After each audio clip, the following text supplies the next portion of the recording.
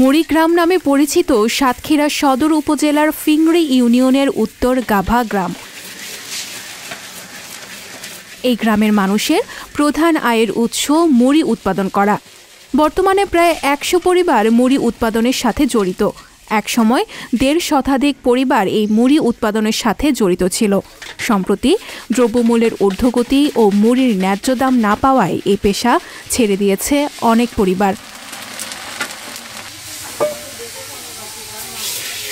গ্রামের প্রায় প্রতিটি বাড়িতেই নারী পুরুষরা মিলে ভোর ৫টা থেকে শুরু করেন মুড়ি ভাজার কাজ, চলতে থাকে দুপুর পর্যন্ত। এসব মুড়ি প্যাকেটজাত করে সাতক্ষীরা জেলার বড় বড় পাইকারি বাজারে বাজারজাত করা হয়, সেখান থেকে দেশের বিভিন্ন জেলায় পাঠানো হয়।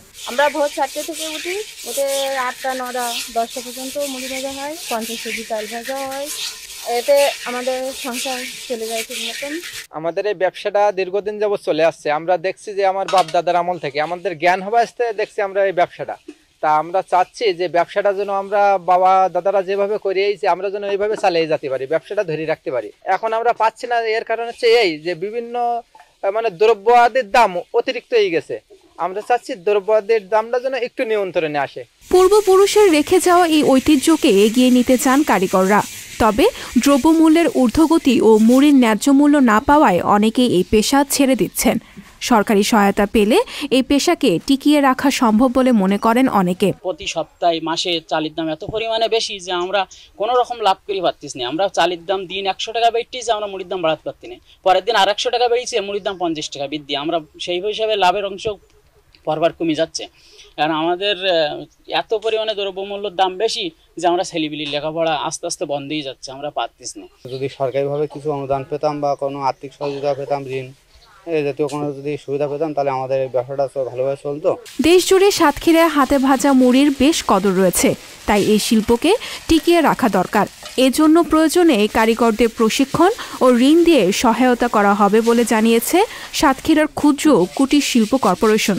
হাতে ভাজা মুড়ির একটা বিশেষত্ব যে এখানে কেমিক্যাল মুক্ত, অর্থাৎ ইউরিয়া সার, যেটা আমরা বর্তমানে যে আধুনিক যুগে দেখছি যে মেশিনের যে ভাজা মুড়ি সেখানে কিন্তু বিভিন্ন কেমিক্যাল, ইউরিয়া সার জাতীয় কেমিক্যাল ব্যবহার করা হয়, কিন্তু এখানে কিন্তু সেটা ব্যবহার করা হয় না। তো আমরা তাদের সঙ্গে বিভিন্ন সময় কথা বলেছি, তাদের সমস্যাগুলো আমরা নিরূপণ করার চেষ্টা করেছি এবং তাদেরকে আশ্বস্ত করেছি বা আমরা এখনও প্রতিশ্রুতিবদ্ধ যে তাদের আর্থিক যে সহযোগিতা সেটা বিসিকের মাধ্যমে হোক বা অন্যান্য ব্যাংকের সঙ্গে লিঙ্কেজ করে হোক, আমরা তাদের সহযোগিতা করব এবং তাদের এই যে ঐতিহ্যবাহী শিল্পটা টিকিয়ে রাখার জন্য দক্ষতা উন্নয়নে যদি কোনো প্রশিক্ষণের ব্যবস্থা করা লাগে সেটা আমরা করব।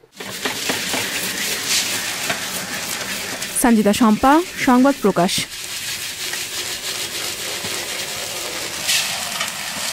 সংবাদ, ফিচার ও অনুষ্ঠানের জন্য ভিজিট করুন সংবাদ প্রকাশের ওয়েবসাইট এবং যুক্ত থাকুন ফেসবুক পেজ ও ইউটিউব চ্যানেলের সঙ্গে।